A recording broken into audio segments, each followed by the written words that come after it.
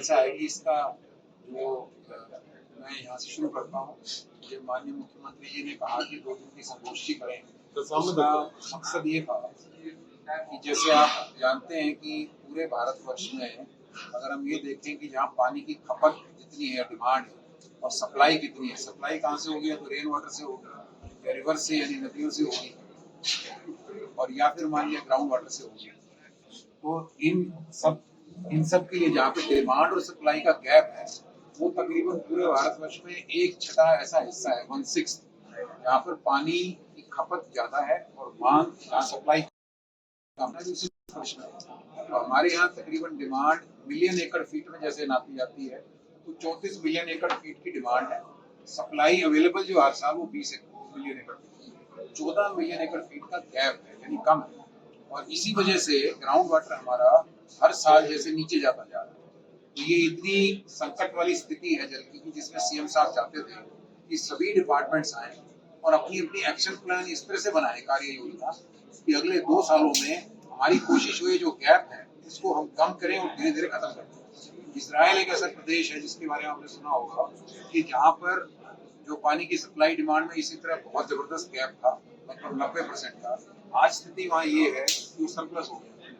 इसलिए अगर वो कर सकते हैं हम भी कर सकते हैं। इसी प्रेरणा से और इसी उत्साह से ये संगोष्ठी का आयोजन किया गया। इजराइल के भी जो उनके एम्बेसी से लोग यहाँ थे, उसके अलावा जितनी भी बाहर ये दूसरी फिनलैंड की एम्बेसी, जिन्होंने पानी में अच्छा काम किया, world bank, Asian development bank, जितनी हमारी प्रीमियर एजुकेशन इंस्टीट्यूशन है, IIT, जितने एक्सपर्ट्स हैं, गवर्नमेंट ऑफ इंडिया, उन सबको बुलाया गया, उनसे इनपुट ली गई।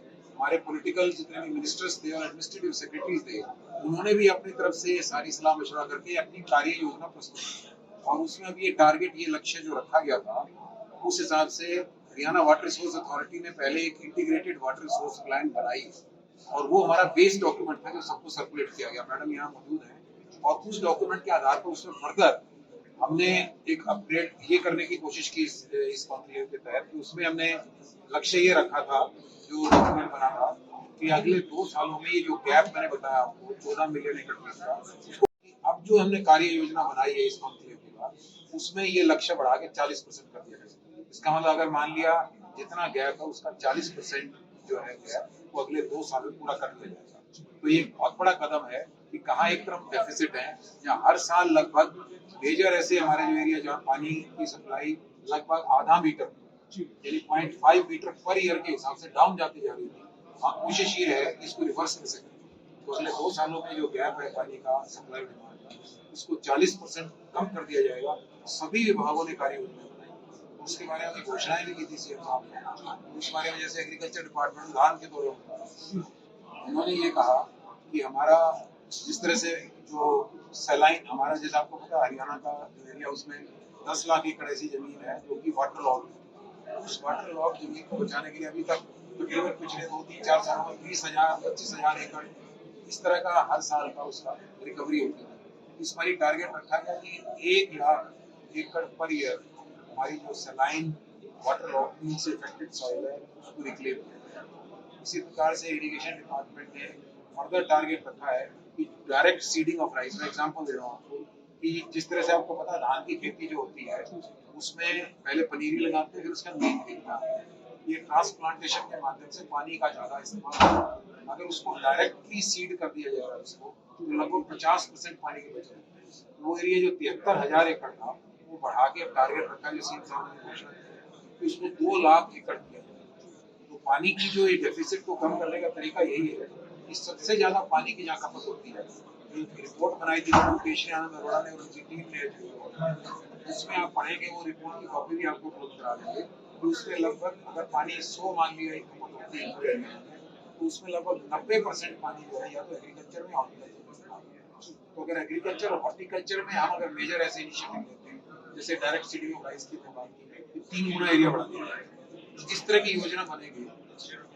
हाँ, इसी तरह से जीरो टेलेज मतलब कंजर्वेशन टेलेज, उससे भी हमारी पानी की बचत लगभग 25-30% है। इस तरह की टेक्निक्स या योजनाएं बनाई गई हैं एक्सपर्ट्स के माध्यम से, जिससे कि पानी की खपत कम हो, यानी वाटर की सेविंग। तो जो टारगेट भी था, जो प्लान बनाई थी HW ने, उससे वाटर सेविंग्स का टारगेट दिया गया था सबको। उसको फर्दर अपग्रेड कर दिया गया इसमें। उसमें एग्रीकल्चर का इसी तरह से एक छोटा सा एग्जांपल मैं देना चाहूंगा कि इंडस्ट्री डिपार्टमेंट इसमें पानीपत में हमारे यहाँ टेक्सटाइल है, टेक्सटाइल इंडस्ट्री में और डाइंग इंडस्ट्री में खासतौर पे एक एक दिन में 1 लाख से 5 लाख लीटर पर डे पानी की खपत होती है, वो ग्राउंड वाटर से पानी निकालते हैं। उसमें ये फैसला किया गया कि अगले 2 साल में जो वहाँ एसटीपी लगा हुआ है, सीवरेज ट्रीटमेंट प्लांट, उसका जो पानी ट्रीट करके जो ड्रेन्स में चला जाता था वो सारा पानी चैनलाइज करके और वो इस टेक्सटाइल इंडस्ट्री में इस्तेमाल होता था।